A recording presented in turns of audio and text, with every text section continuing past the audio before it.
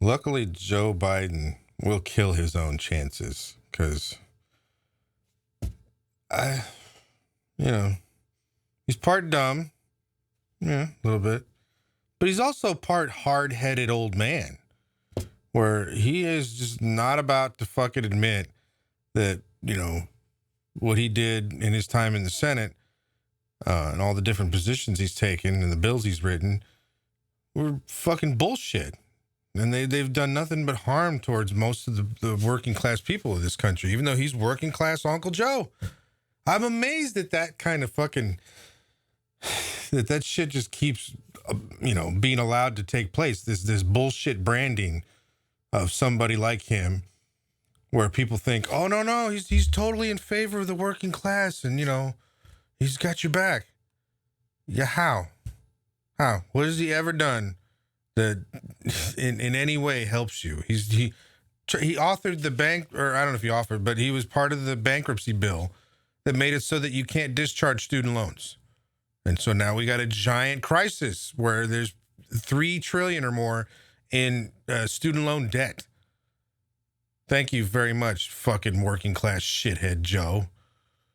So, and then there's the crime bill, which, it's not every working class people, but if you're Hispanic or black, oh yeah, those working class people sure as hell got affected negatively by that one. So once again, thanks, shithead. And so the latest thing, which she got destroyed by Kamala Harris during the debate for, was his objection to busing, which was a big thing throughout parts of this country, which you'd expect, where it's like, oh, when did this happen in Mississippi and Alabama?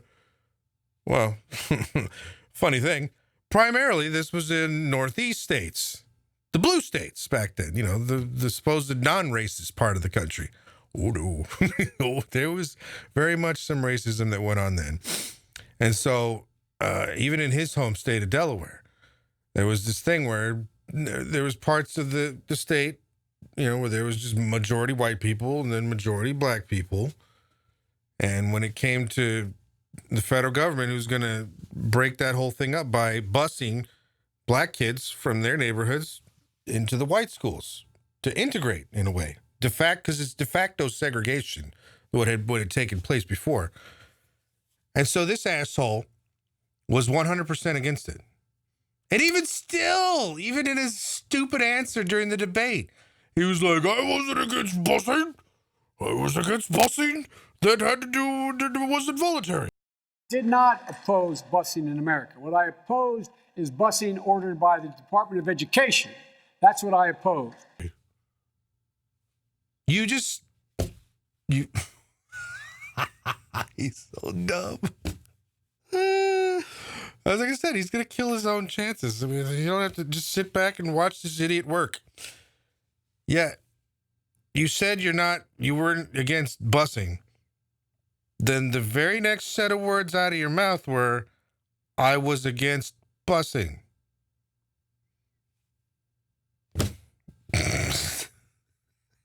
I give up. All right, so there's one thing. Not to mention, this fucking idiot did a great soundbite for not just Donald Trump. Of course, Trump's going to use it over and over again if he goes any further than Iowa or New Hampshire. But for any person running against him, even in the Democratic Party, he gave the greatest soundbite of, well, my time's up. I've also argued very strongly that we, in fact, deal with the notion of denying people access to the ballot box. I agree that everybody, once they should. Anyway, my time's up. I'm sorry.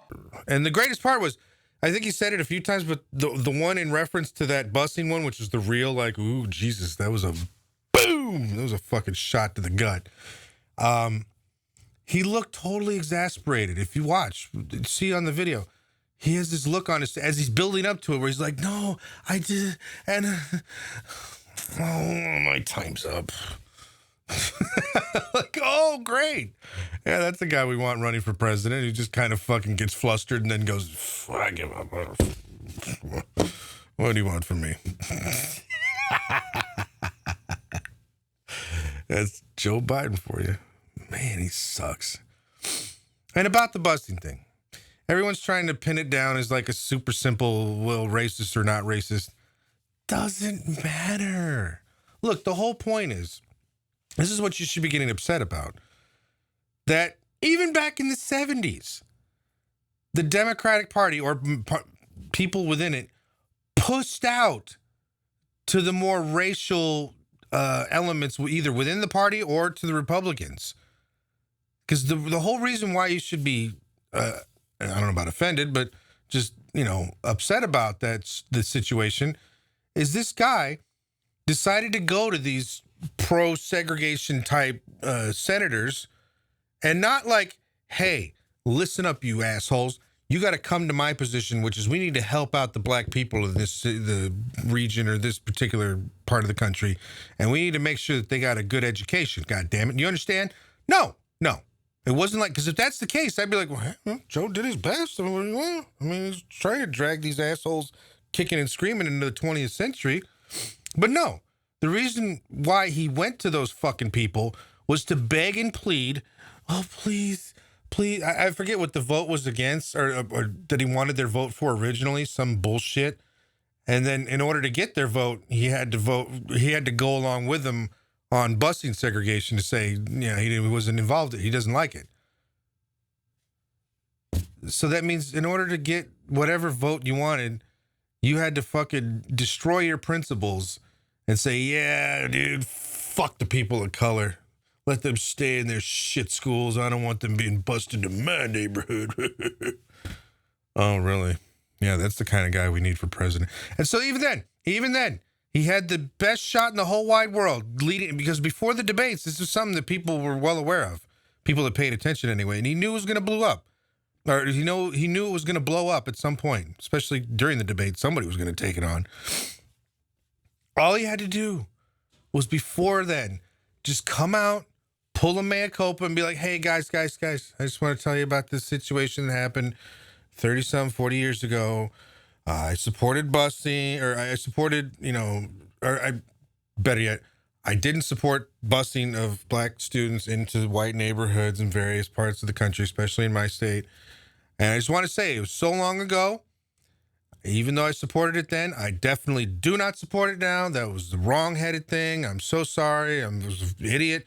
I don't believe that now. Had I to do it over again, I would. Whatever. Something along those lines. That's all he had to do. That's it. And I'm sure people in his campaign were like, Joel, just fucking, you got to get this shit out of the way, because if you let it fester and sit there, it's going to blow up in your face. I'm telling you, you got to, yeah, fuck it, it's fine. Whatever bullshit he came up with. And sure enough, exactly what happened. So I'm just waiting for more shit to come along. I mean, they've already talked about how he likes to touch, and he continues to joke about that shit. Now, say what you will, I just think it's creepy, and I just hate people who go around touching. Like, I'm going to run for office. So obviously I'm going to have to get used to the shaking hands and, putting your arm around somebody when you want to take that picture. Hey, selfie, whatever. That's the new thing. But by no stretch of the imagination am I going to want to reach out and touch someone's arm or their shoulder, their thighs. We're sitting next to each other. I fucking hate that. Oh my God. Is that the most creepiest used car salesman tactic of all time? Ugh. God, no. So I personally, you'll see as I run, I am not going to be the person who just wants to reach out and put their hands on people and give them the massage and all this shit. So while, yeah, he might be from a different time when that happens, he doesn't get it. Just don't do it. It's not, oh, you're a creepy predator, or, well, you are creepy, but it's not like you are a predator who's sexually abusing anybody or any of those crazy things. But at the very least, just realize, stop touching people. You still can't get that through his thick head. I'm going to imagine when it comes to the crime bill, he'll have some stupid shit to say about how, well, there's those crack addicts or some kind of shit. Whatever. He's going to totally seem like he's fucking 30 years behind the curve on that. And the main thing I'm waiting for is Anita Hill. He tried. That was one that he actually tried beforehand to sew up and, get that loose end tied. Oh, and it went miserably wrong. He couldn't, just like, and you heard from Anita Hill after he called her. I think it was, I don't know, a month before he ran or announced his running. And she's just like, yeah, it was a bullshit attempt at an apology and I don't accept it. So we'll see how that goes. But the bottom line of message of this whole thing is, any Bernie supporters out there, don't worry. He will fuck himself in the end. You don't have to worry about throwing out tripwires to this idiot. He'll find them buried under wherever. Just like, oh, tripwire, boom. He'll do it all on his own. This guy has no shot in hell of winning.